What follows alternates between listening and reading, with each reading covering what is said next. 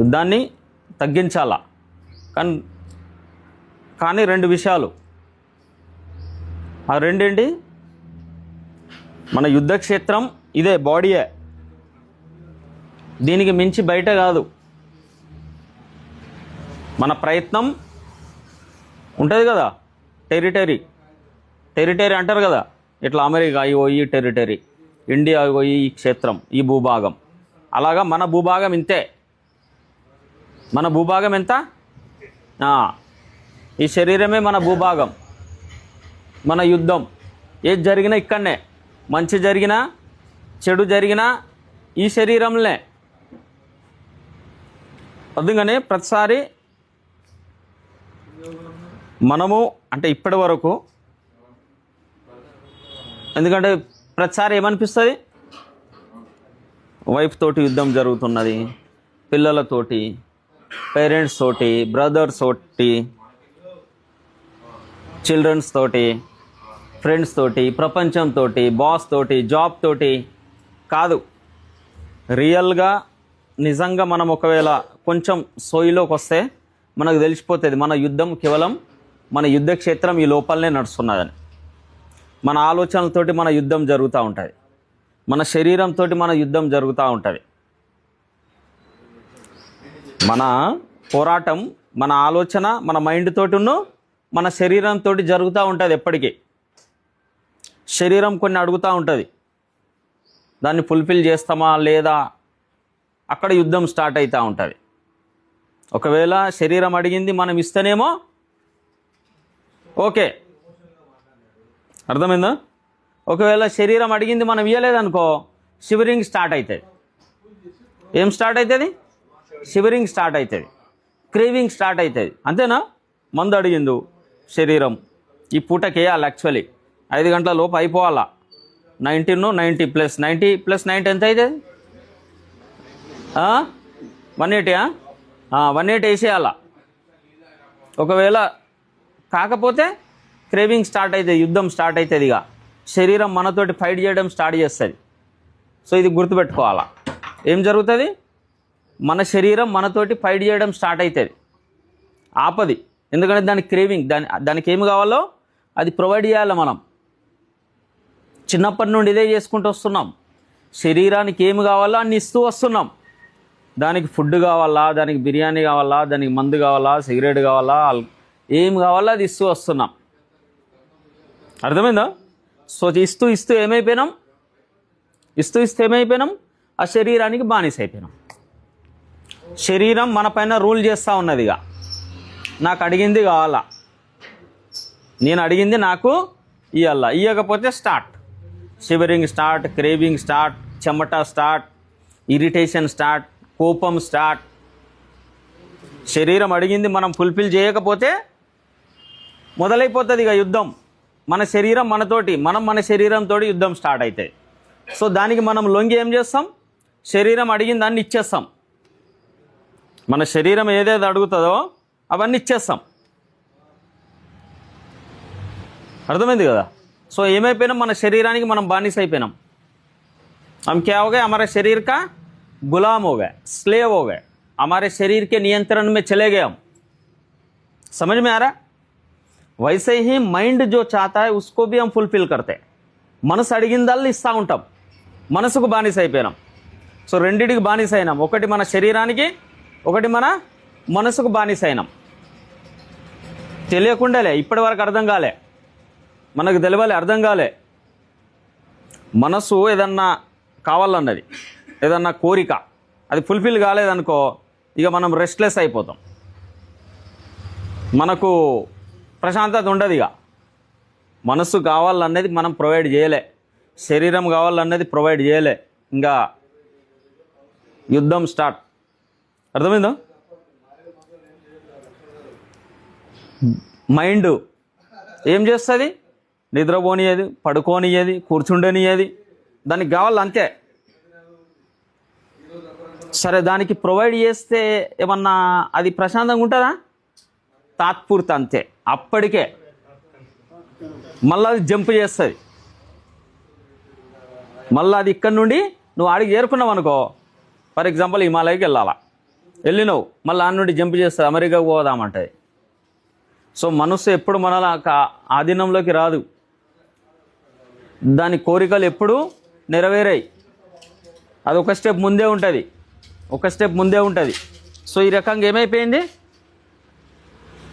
శరీరానికి ఉన్న మనసుకు మనం బానిస అయిపోయినాం. సో మన యుద్ధ క్షేత్రం ఇదే, పోరాటం చేయాల్సింది ఈ లోపలనే. అర్థమైందా? బ్రాడ్గా అర్థం కావడానికి యుద్ధం అని నేను చెప్తా ఉన్నా ఎప్పటికీ, అర్థం కావడానికి, just to understand. Okay, so ఇది బాడీ అండ్ మనసు. ఫర్ ఎడ్ల బండి ఉంటుంది కదా, ఎడ్ల బండిని మనిషిని నడిపిస్తాడా లేదా మనిషి ఎడ్ల బండిని నడిపిస్తాడా? ఎడ్ల బండిని మనిషిని నడిపిస్తాడా లేకపోతే ఎడ్లు మనిషిని నడిపిస్తాయా? ఎడ్లు నడిపిస్తాయా? మనిషి నడిపాడా ఎడ్లను?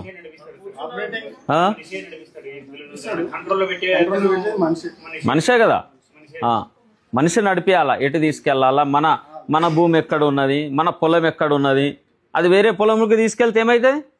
పంచాయతీ గొడవలు. మన పొలంకి వెళ్ళాలిగా, పొలాలంటే ఎవరు చెప్తారు? ఎడ్లు చెప్తే మనం చెప్తామా? మనం చెప్పాలా? సో మన మన మన జీవితంలో మన శరీరం ఉన్న మన మనసు, ఈ రెండెడ్లు ఎటు తీసుకెళ్తే అటు పోయినాం, బోల్తా పడ్డాం, ఈడికి వచ్చినాం. అర్థమైందా? అవి రెండు ఎటు తీసుకెళ్తే అటు వెళ్ళినాం, బోల్తా పడ్డాం, ఈడికి వచ్చినాం. వాటి మాట వినొద్దు, వాటి మాట వినొద్దు. వినొద్దు అంటే అర్థం ఏంటిది? మన కంట్రోల్లో తెచ్చుకోవాలి మెల్లమెల్లిగా. ఒక ఎద్దు బాడీ, ఒక ఎద్దు మనసు. వాటి కోరికలను మీరు ఫుల్ఫిల్ చేస్తూ ఉంటే అది అడుగుతూ ఉంటుంది ఇంకా. సో మీరు ఏం చేయాలా? కొంచెం డిలే చేయాలా, కోరికలను మెల్లమెల్లగా అధిగమించాలా, స్లోగా, ఒకసారి కాదు.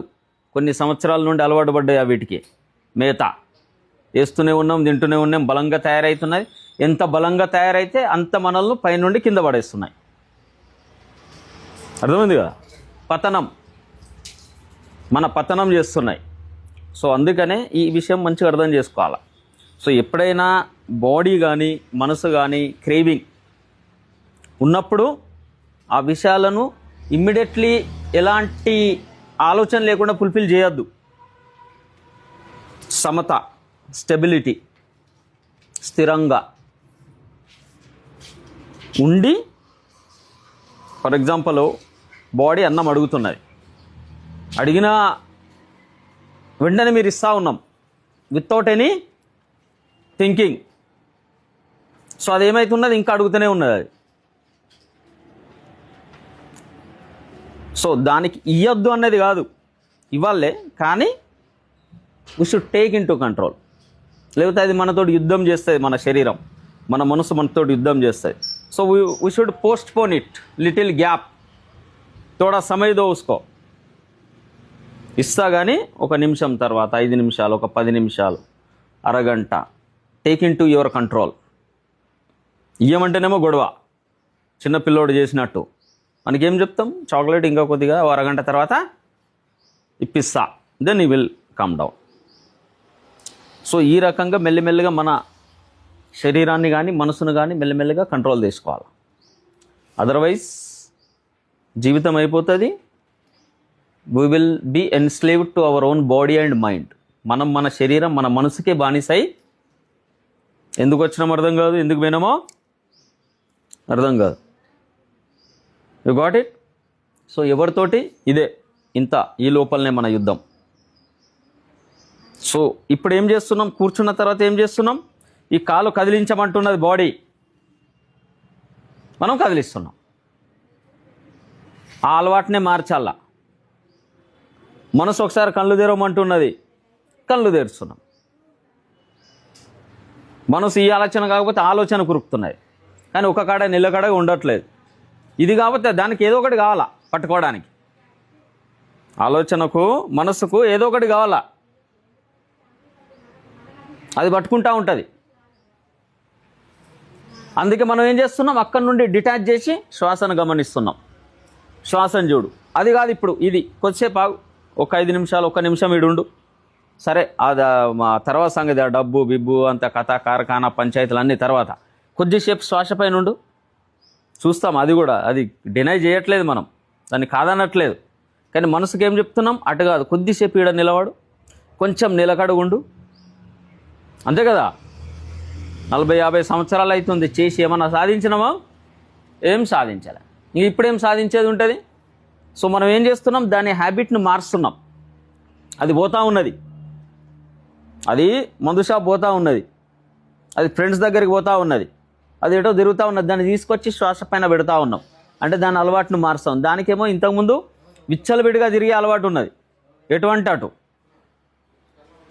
కానీ ఇప్పుడేం చేస్తున్నాం? దాని అలవాటును మారుస్తున్నాం. ఇక ఈడ పెడుతున్నాం, మెల్లమెల్లగా పెడుతున్నాం. సో దాంతో ఏమైతే దాని హ్యాబిట్ ప్యాటర్న్ చేంజ్ అవుతున్నాయి, దాని అలవాటు చేంజ్ అవుతుంది. మధ్యలో 10 నిమిషాలలో 1 సెకండ్ జ్ఞాపకం వస్తుంది శ్వాసను చూడాలా. 10 నిమిషాలలో 1 సెకండ్ 2 సెకండ్లు మనకు అనిపిస్తుంది నేను శ్వాసను చూడాలని. నువ్వేం చేస్తున్నావు? నేనేం శ్వాసను చూడమంటే దానికి ఏం పని అప్ప చెప్పినాం? మనసుకు సెక్యూరిటీ గార్డ్కి ఏం చెప్పినాం? ఈ గేట్ కాడ నిలబడమని చెప్పినాం. సెక్యూరిటీ గార్డ్ ఎటు పోతున్నాడు? మార్కెట్కి పోతున్నాడు. అట్లా మనసుకి ఏం చెప్పినాం? ఈ 2 ద్వారాల దగ్గర నిలబడమని చెప్పినాం. చూడు, శ్వాస వస్తున్నది, పోతున్నాడు. చూడంటే అంటే అది ఎటు పోతున్నది? అది పిల్లలు, మందు షాపు, వైను, బెయిను, కథ, అది ఎటువంటి తిరుగుతూ ఉన్నాయి. తిరుగుతుందా లేదా? Is it true Christopher ji? Is it true? It is going, it is wandering here and there. तो हमको क्या करना है? We should change the habit pattern. ఏం చెప్తున్నాం మనసుకు? అది కాదు నీ పని, దానికి వేరే వాళ్ళని పెట్టినాం, ఆయన చూసుకుంటాడు మార్కెట్, నువ్వు ఇన్నే కూడు, ఇన్నే కూర్చో, ఇక్కడ నిలబడు. అర్థమైందా? That is the habit pattern we are changing.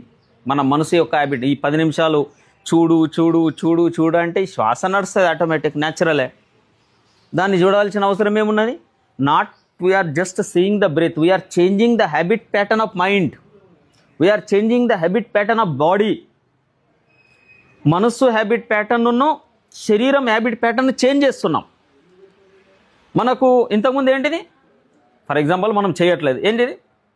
ఇటు నొప్పి వచ్చింది అనుకో ఇట్లా కూర్చుంటాం, ఇటు వచ్చింది అనుకో ఇట్లా కూర్చుంటాం, ఈ చెయ్యి ఇట్లా పెడతాం. మన ఇష్టం కాదు, బాడీ అది ఆటోమేటిక్ చేసుకుంటున్నది.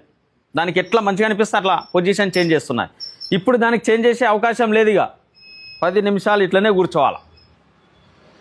ఏమవుతున్నది? అలవాట్లో చిన్న మార్పు. అర్థమవుతుందా? సో ఈ చిన్నది మంచిగా జాగ్రత్తగా తెలుసుకోగలిగితే లైఫ్ మారిపోతుంది, జీవితంలో మంచి మార్పు వస్తుంది. ఓకే, ఇవన్నీ ఎందుకు చేస్తున్నాం? కోరిలేషన్ చేసి చెప్తున్నా. అర్థమైంది కదా? క్లోజ్.